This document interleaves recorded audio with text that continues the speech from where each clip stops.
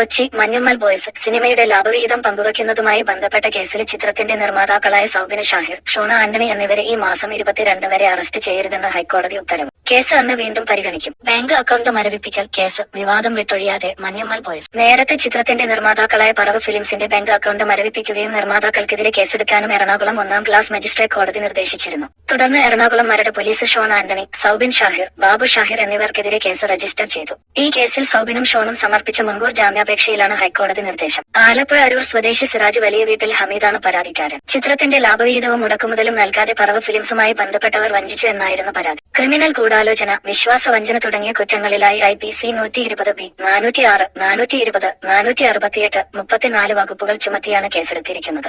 7 കോടി രൂപ ചിത്രത്തിനായി താൻ മുതൽ മുടക്കിയെന്നും 2022 നവംബർ 30 ഒപ്പുവച്ച കരാർ അനുസരിച്ച് ചിത്രത്തിന്റെ ലാഭവിഹിതത്തിന്റെ 40% തനിക്ക് നൽകണമെന്നുമാണ് സിറാജ് പറയുന്നത്. പറവ് ഫിലിംസുമായി ബന്ധപ്പെട്ടവർ ഇത് പാലിച്ചില്ലെന്നും സിറാജ് പറയുന്നു. എന്നാൽ ചില ഓൺലൈൻ മാധ്യമങ്ങൾ ചിത്രം 250 കോടി നേടി എന്ന് റിപ്പോർട്ട് ചെയ്തതിന്റെ അടിസ്ഥാനത്തിൽ സിറാജ് വലിയ തുക ആവശ്യപ്പെടുകയായിരുന്നു എന്ന് സൗബിനും ഷോണും പറയുന്നു. നടീനടന്മാർക്കും സാങ്കേതിക വിദഗ്ധർക്കുമൊക്കെ പണം നൽകാനുണ്ട്. ചിത്രത്തിന്റെ വരവ് ചിലവുകൾ കണക്കാക്കിയതിനു ശേഷം കരാർ അനുസരിച്ചുള്ള ലാഭവിഹിതം നൽകാമെന്ന് തങ്ങളെ അറിയിച്ചതാണ് എന്ന് സിറാജ് ഇത് അംഗീകരിക്കാൻ തയ്യാറായില്ലെന്നും കൊമേഴ്സ്യൽ കോടതിയെ സമീപിച്ചെന്നും ജാമ്യാപേക്ഷയിൽ ചൂണ്ടിക്കാട്ടുന്നു. സിനിമയുമായി ബന്ധപ്പെട്ട് മുന്നോട്ടുള്ള എല്ലാ പ്രവർത്തനങ്ങളും തടയണമെന്നാവശ്യപ്പെട്ടായിരുന്നു കൊമേഴ്സ്യൽ കോടതിയെ സമീപിച്ചത്. ഇതിനു പുറമെയാണ് കോടതിയെ സമീപിച്ച് ക്രിമിനൽ ഹർജി നൽകുന്നത്. സിവിൽ തർക്കമാണ് ഇരു കൂട്ടരും തമ്മിലുള്ളത് എന്നത് ആദ്യ പരാതി നൽകിയതിൽ നിന്ന് തന്നെ വ്യക്തമാണ്. തങ്ങൾക്കെതിരെയുള്ള കേസ് നല്ല ഉദ്ദേശശുദ്ധിയോടെയുള്ളതല്ലെന്നും ഗൂഢമായ ഉദ്ദേശ്യങ്ങൾ ഇതിന് പിന്നിലുണ്ടെന്നും തങ്ങൾക്ക് മേൽ സമ്മർദ്ദം ചെലുത്തി നേട്ടമുണ്ടാക്കാൻ നോക്കുന്നതിന്റെ ഭാഗമാണ് ഈ കേസെന്നും സൗബിനും ഷോണും ഹർജിയിൽ പറയുന്നു. തുടർന്നാണ് ഇതിന് മറുപടി നൽകാൻ സിറാജിന് സമയം അനുവദിച്ചും 22 വരെ സൗബിനെയും ഷോണിനെയും അറസ്റ്റ് ചെയ്യരുതെന്നും ജസ്റ്റിസ് PG അജിത് കുമാർ നിർദ്ദേശിച്ചത്.